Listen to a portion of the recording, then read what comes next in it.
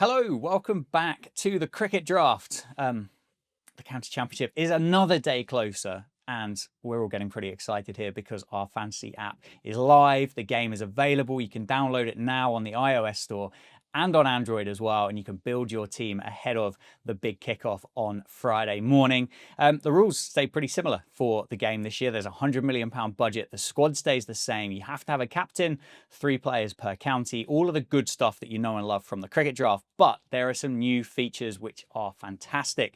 We've got last season's stats readily available on the app. So if you want to look at matchups, particular games, particular players playing against certain other players, that is available for you. There are personal career stats as well. So that's not for the players, that's for you as a cricket draft player.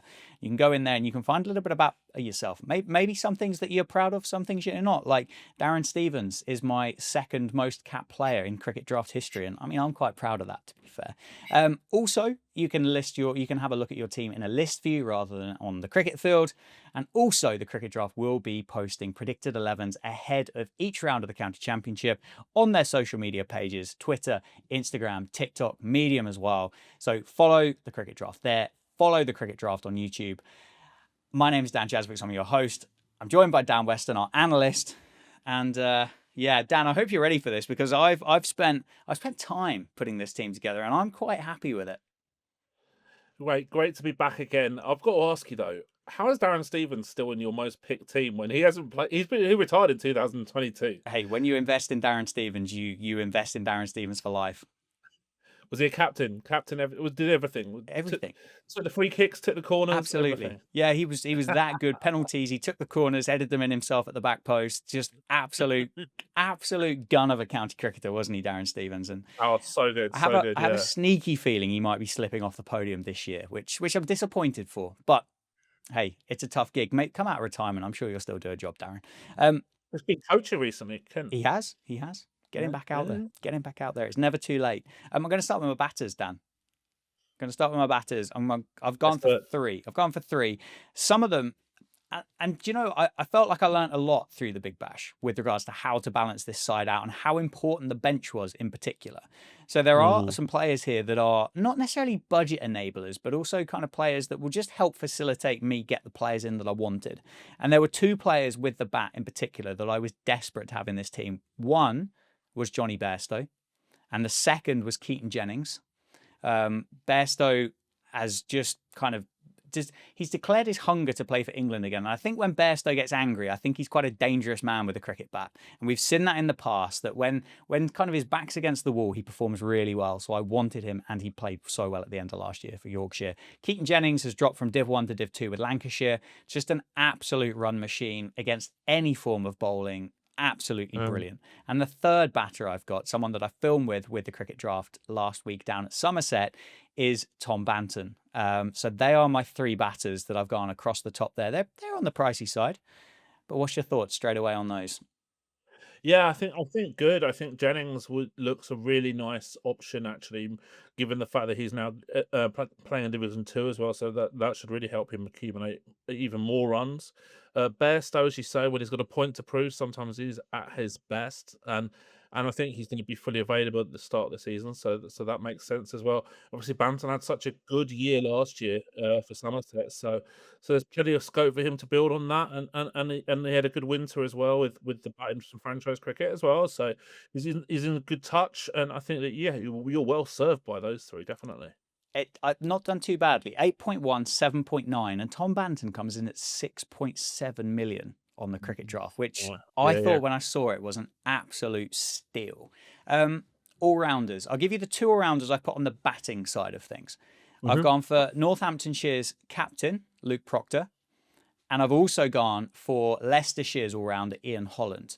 Luke Proctor, I know, will bat in the top 4 and will certainly bowl as well. Ian Holland, on the back of advice from Chris Wright the other week, will almost certainly opening the batting for Leicestershire and take the new ball as well. And at both at 6.9 million, just feel like really, really good prices. Yeah, it's interesting you talk about Chris Wright's insight into that. Because I kind of felt that Holland might not have as much match involvement with the ball as I thought, as maybe a lot of people think. Maybe the same with Luke Proctor as well. So it'll be interesting to see if that how that manifests itself. But yeah, always good to get some insight from people in the squads how players are going to be used. So maybe you've got a good option there, definitely. And just giving it away to everybody else because I'm that generous, and that's just the kind of guy I am. My next two all rounders, these two maybe slightly more household names for the all rounders. I have gone for Liam Dawson, and I have given him the armband as well. There is a little bit that's part of me going, do I swap him out for another seam bowling all rounder? But I feel like Liam Dawson's where you need to trust with the cricket draft. And I've also gone for Craig Overton as well. I don't see that England call up coming for Craig Overton through the summer. I think he will be available for Somerset for the entirety of the county championship, assuming obviously that the body is willing. No, still no great age, so should be able to play all of the fixtures as well. And at 7.9 million, although obviously closer to that 8 million, it still felt like a good price for Craig Overton because he's going to bat. Where's he going to bat? Probably 8 for Somerset, maybe 9 Yeah, I would have at the thought so. lowest. Yeah. Yeah, he looks a decent pick at that price. I think as long as he stays fit, I think he'll be a really good point scorer in this game. It's just that question of staying fit. But obviously with Jamie, his brother at the IPL, maybe Craig's got a bit of a point to prove. I know they're quite a competitive duo. So with Jamie whacking a few last night for CSK in the IPL, maybe Craig's gonna be like, well, I want to go one better and serve Dan Jadzevics well in the cricket draft this year. I hope so. I hope so. I must admit, I am tempted to throw him the armband as well, just because of that seam bowling kind of handicap that he'll have in those first couple of weeks. But Dawson's going to bowl. He's going to bat in the top 5, and he's probably going to stand at first slip for most of the day as well. So you struggle really to take him out of the game regardless of the conditions. I'm going to Yep. stick with Hampshire for my wicket keeper, and I've gone for their new Red Bull captain. I've gone for Ben Brown. Mhm. Now, obviously in James Vince's absence, Ben Brown's taken over the captaincy down at the Utilita Bowl. Also feel that possibly means he even gets another bump up the batting order as well. He's a guy that's been around for ages. He's had fantastic returns with the bat, also with the point scorers. He's a brilliant gloveman, so we'll pick up points that way around. And I think as well, he could be one. He's 7.3 million, which is a little bit cheap, I think, for a wicket keeper. Mm. But I think most people are going to be looking at your Ollie Robinsons, your Jordan Coxes, your Bairstows. And I think Ben Brown could be that kind of point of difference that could separate my team up from others. Well, I think with the likes of Jordan Cox, for example, or even a Bairstow or a Jamie Smith, you're looking at keepers who might not keep, whereas we know that with Ben Brown he will keep, and that he's going to play every game unless he's injured. So I think from an availability and almost like a dual point scoring availability with both gloves and bat, I think that's a pretty astute pick from you, Dan. I've got to say. Thanks, mate. I'm looking forward to finishing second to you this year. Don't you worry about that. My 3 bowlers. This won't come as a surprise, but they're all seamers. Different styles. I'm going to offer you Jaden Seals to start with. 8 million at Sussex. One of the hottest talents in world cricket right now. Is just taken to Red Bull cricket, Test cricket like a duck to water.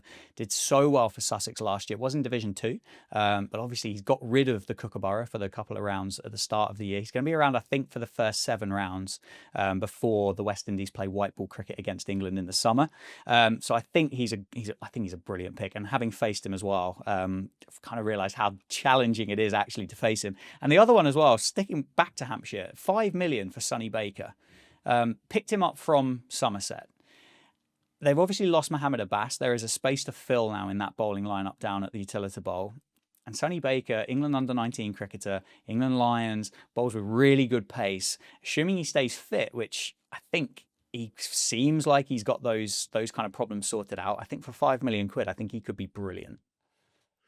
So I think you've gone kind of with different extremes with that. So with Jaden Seals, I think you've got an immensely talented player who's definitely very, very capable of making that step up from Division 2 to Division 1 as an overseas player. And I still can't believe that Sussex have been able to keep hold of him for so long because he's such a huge talent. But then with Sonny Baker, obviously we've seen inconsistency of availability with the injuries. But he's primed for a breakthrough, and I think that's an interesting, for example, a bench pick for him as an X factor player would be quite fascinating. There's a lot of good bowlers in that sort of 4.5 to 5.5 region in the game Mm. who I think look really good squad options. So and he's one of those ones Yeah. for sure. My 11th cricketer, and I feel Mm. a bit reluctant to share this one with you and with everybody listening. And I'm sure other people have found him, but I've got Tom Taylor as a bowler, Okay. Yeah. 6.9 million. Now, having had the pleasure of commentating on Tom Taylor, not last season, but the season before at Northamptonshire, I know how good of a batter Tom Taylor is. So to have him in there as just exclusively a bowler feels like a little bit of a cheat code there. Mm. At Worcestershire, again, I think he missed the start of last season, but I think is back and fit and available. But at 6.9 million for a bowler that will almost certainly bat at 8 as a lowest point for Worcestershire, feels like a really good option.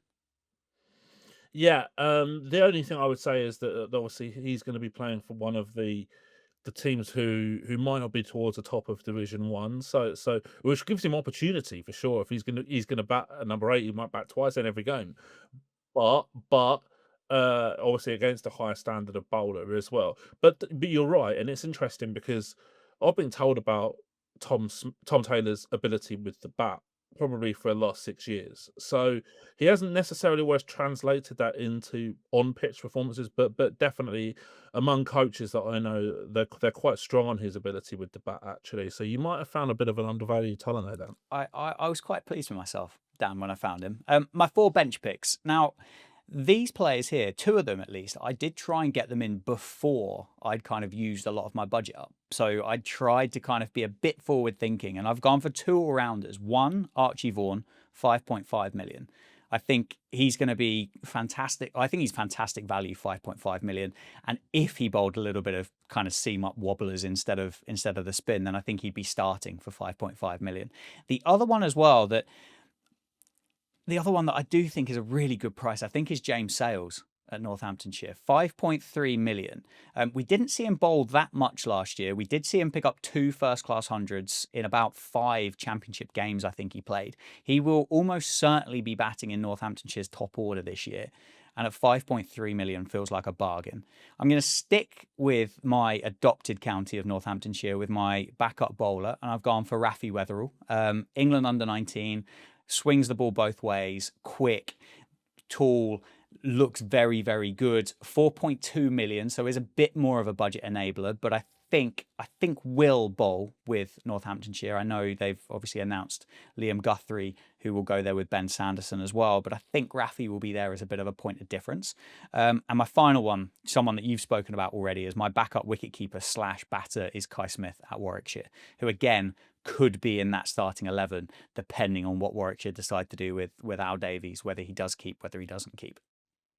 Definitely, and I think this is the beauty of the cricket draft county championship compared to some of the other leagues which we've talked about before, is that you could probably create a whole team of players under 6 million who are gonna probably start the first game of the season, and I think makes actually the bench picks so much more exciting than, for example, Big Bash, where you are just looking to try and use them as a budget enablers. Actually, the bench picks in Championship, I mean, you could conceivably get a squad of 15 who are all going to play in the first week, and players like Kai Smith that you mentioned at 4.3, Archie Vaughan at 5.5.